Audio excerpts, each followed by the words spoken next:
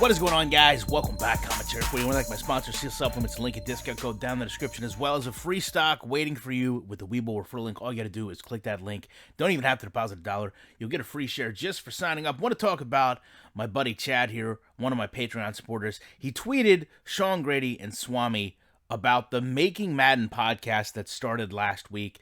And in that podcast, they talk about the logistics of the offensive defensive coordinators and how they really couldn't implement everything they wanted to. And one of the things was the scanning of the coaches to bring them into the game. Now, obviously, they made exceptions due to the global issues that we've been facing for a long time to get the rookies into the game.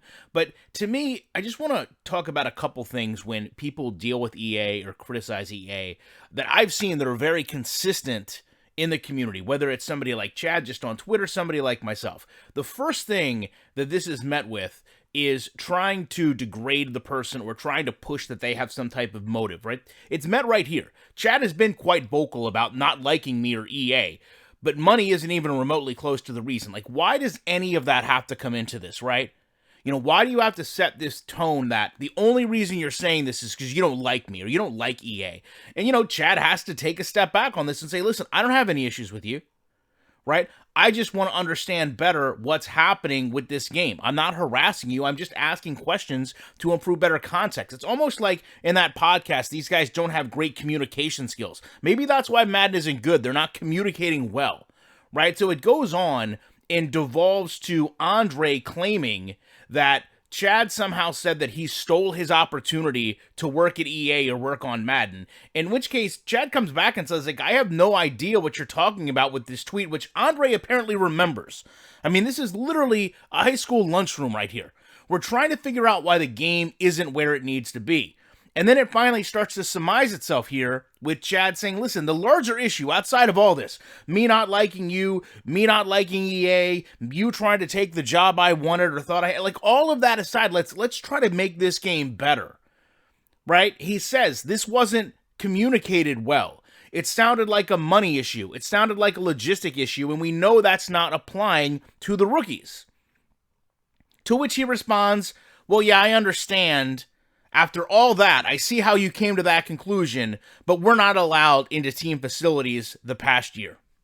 Now, I will say, to Andre's credit, he surmises this with another commitment, another Sean Grady-esque promise to be a god of war and bring Madden back whole as far as franchise mode is concerned. And he says, I feel you and I'm glad you're excited. This is just the first step in earning back the trust in our franchise fans.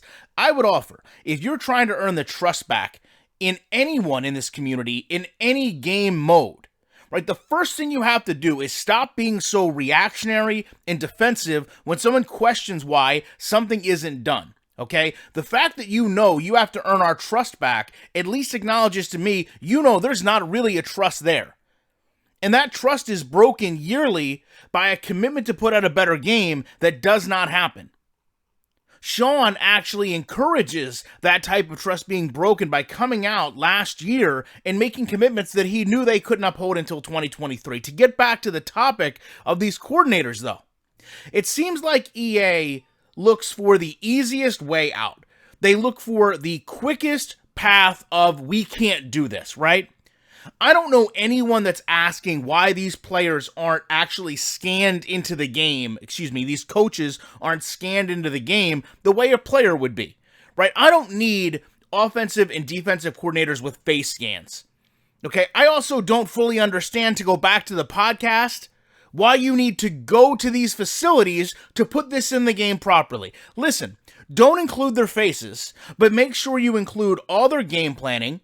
Make sure you include their tendencies, and make sure you study how they develop players and what they're good at. Let's get all of that taken care of, right? I feel like that's more than a year, but let's get all of that taken care of. Let's get that in the game properly, okay?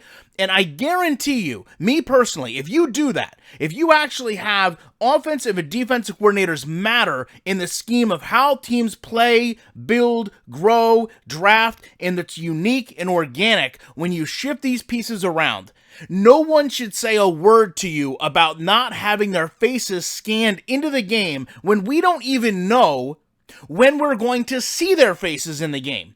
right? The offensive and defensive coordinators and the assistants in Madden have been the same generic person for the last 5 to 10 years. The fact that I don't think we're ever going to see a game screen come up where we'll have the offensive or defensive coordinator's face beside a stat bar tells me all I need to know about how much I care about you scanning their faces. Let's build the game first, and then let's worry about if we can get their faces in the game. Let's go get every coordinator's actual team building principles, game plan principles, gameplay principles, halftime adjustments.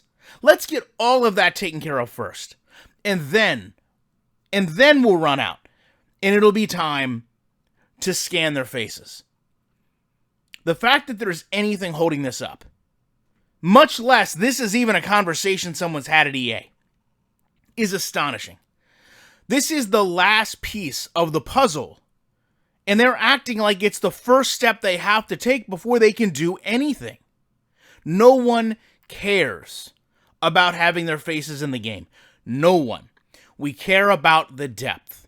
We care about the replayability. As I mentioned in a prior video, the fact that you can't promote coaches tells me it really doesn't matter if their faces are there, right? So if I can't take my coach from personnel director to offensive coordinator to head coach, and then have the head coach in the game properly, I don't really care if you've scanned them in, because I don't have any way of promoting them. They can only be fired, or I guess retire, once the game releases. These are all things that any capable, confident company would already hash out. And instead, they can't even clearly tell you why they don't have it in the game, why they can't get it in the game. But they do reach for that first straw of an excuse, which is, we can't get out there. Well, guess what? You guys have had the exclusivity agreement since 2006. It's 2021. You never took the opportunity before, and you never put it in the game. So why can't you put it in the game without taking advantage of the opportunity? It makes no sense to me. Other games do it. Other games have done it. You create every fictional storyboard in your game for movie modes, but you don't think you can go and create offensive and defensive coordinator trees unless you have the real actual coaches and scan their faces. This is why the game is so far behind. This is why Madden is striving to be the 5th, I guess, would you really say it's the 5 times better than last year with its user score of 1? It's going to be a struggle this year if this is how we're going to be given content from them and how we're going to see they deal with us as a community. Love to know your thoughts on this. Appreciate you checking it out. You know I will be back in the week with more commentary.